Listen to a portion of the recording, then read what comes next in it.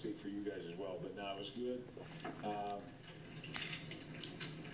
I thought yesterday when we had, Kendrick Ellis, who decides to totally dominate the 9-on-7 period yesterday. I think we made sure we blocked him today. I don't think there was any doubt about that, whether we were doubling him, whatever it was. But, and sometimes that happens. You get a guy just having an unbelievable day. The next one, that offensive line, we're going to make sure we block this kid today. But it's good competition over there. Guys are getting after it. The guys that jumped out at me on the offensive line, he had, Willie Colon and Austin Howard. When they came down on double team today, saw the whole line cave back about 3 or 4 yards. And I might have been able to run behind that. But that's what they can do. Those big, powerful guys, that's what you got to have. And those 3rd and 1s, you want to have a type of team to where it's like, okay, we're going to run behind. We use those 2 guys. We want to run behind Willie Colon and Austin Howard. It's 3rd and 1. You know it's coming, and we still got to be able to get it. Now, we've had that in the past. When we had Brandon Moore and we had Damian Woody, we actually had that. I can't tell you how many 3rd and 1s we converted right behind those 2. But I'd like to have those type of guys as well. Now, of course, we're going to run boot right off at the first play against somebody when they put this out there. But I think we have that, and we'll have that kind of ability with those 2 guys in particular. I thought Quentin Copel stepped up a little bit today, was a little more aggressive, so that was good to see. And sometimes it's hard. When you're thinking, you move a guy to a different spot, sometimes you're thinking too much, you kind of lose it's hard to be physical if you're thinking, a lot. So I thought he picked it up a little bit today. But anyway, guys, I don't know what to say, so just open it up. What are your feelings, Rex, on getting D under contract and in here? Oh, that was great. I made that call. Just kidding. But, oh, my goodness.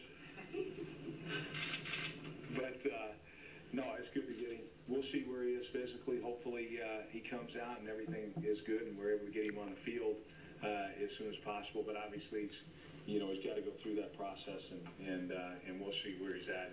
I think he'll be in later this afternoon, is my understanding. Even if he's cleared by doctors, he has to sit out a couple of days, right? No, that was the old rule. Okay. That, where you had to, come in pad, like you had to 2 days without pads. That rule is no longer, so that's a good thing. We have, obviously, because of his shoulder, no one's actually seen him on a field right yet. What can you say about him based on what you saw in college? Well, in college, obviously he was a tremendous player in college. But there is an adjustment. With that being said, there's always an adjustment to playing at this level. Even though he was in the SEC conference, playing about as big a stage as there is in college football, sometimes there is an adjustment. But we'll see. There's guys that can step up immediately. Sometimes it takes a little longer. But we'll see how he makes.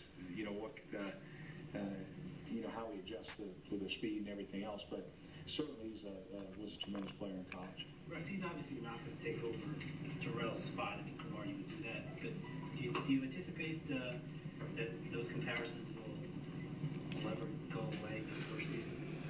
Well, I tell you what, I hope when he plays there's those comparisons. You know what I mean? That, I understand where people are coming from, but,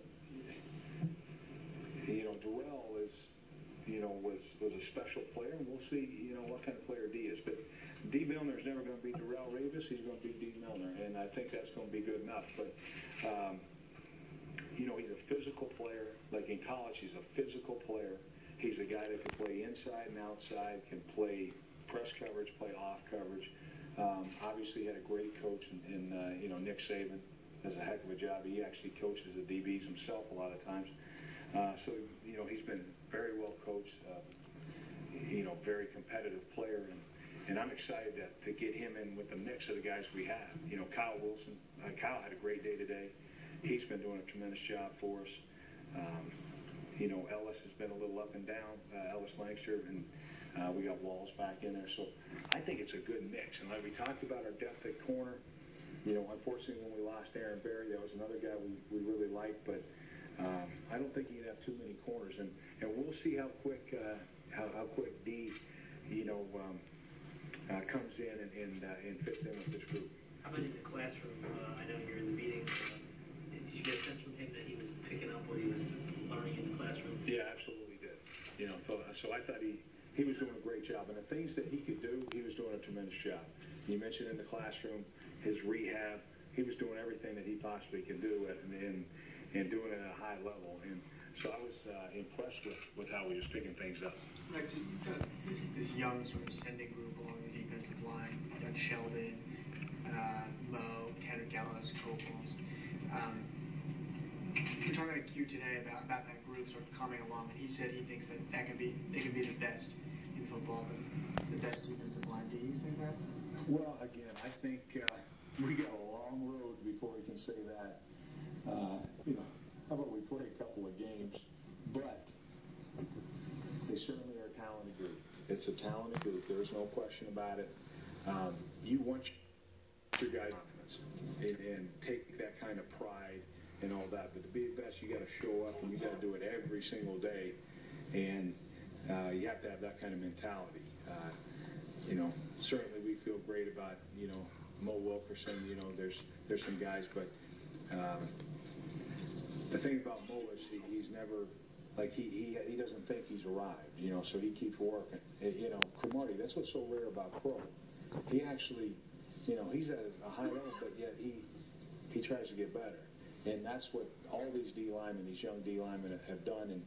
And it will be interesting to see this group grow together, because we'll see. Could it be the best? Hey, they keep working like that. I certainly hope so. Rex, how much influence have you seen that Crow has had on D during their time together, and how much do you think he can and will have? I'm not sure they've had much yet. You know, how much, you know, because his situation wasn't on the field. They weren't on the field together. But certainly he knows how to study. You know, Crow does a tremendous job studying. And so I hope that's what, you know, D will take from him. But D's got to get out there, you know, once he gets out there, and you got to stand on your own 2 feet first, and then, you know, but I will say this with Crow, he certainly is a guy that's willing to teach, and, you know, and that's a great thing. With 4 practices under the belt now, Gino hasn't thrown an interception yet. And at least as far, you know, we keep our stats. You know, even in 7-7 or team, and just for a rookie, it seems a little bit unusual. You think the guy would screw up eventually, but what does that tell you about him? And is he ahead of maybe where you thought he'd be at this point? No, it probably tells you about our coverage, but no, it's no. I think you know, he can throw the football. There's no doubt.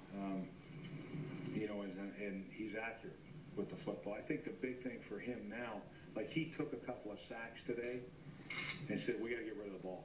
Like, you know, don't throw the picks, but obviously we got to get rid of it. It's not there. We don't want to be taking sacks. And so I think that's something where I think he can improve, you know, his game. But I have been impressed with the fact that he has not thrown a pick, and that's, you know, certainly a real positive thing. Rex, getting back to what you started to talk about, you know, those 3rd and 1 situations running behind, you know, the offensive line. It's not been unusual in Marty's career calling plays to throw the ball in those situations, in a 3rd and 1 situation a lot. Right. Those situation like that happens, doesn't work. You know, are you going to then say, hey, ram the ball down there, you know what, throws the next time? I mean, I don't want to get into a who's calling plays thing.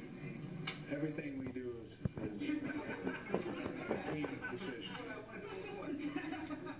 But seriously, I mean, you have a certain mentality, and he has a history of...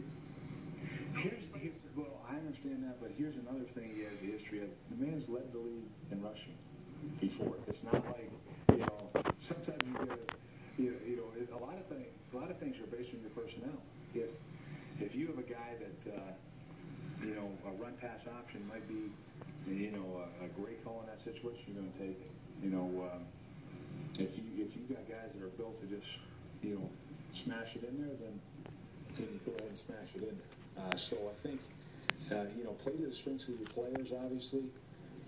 But there are times, obviously, you know, that if people are sitting in there and they really think you you have it. I'll give you, for instance, everybody knows we're going to run that power play, and then we have the quarterback keep it on a naked. You know, Mark, we do it occasionally, and I don't remember that play ever being stopped. You know, so it's, you know, but obviously we're going to be able to do that, and you still like to be able to throw it as well, because when you throw it in those situations, a lot of times you can make some big plays down the field. Rest. The offense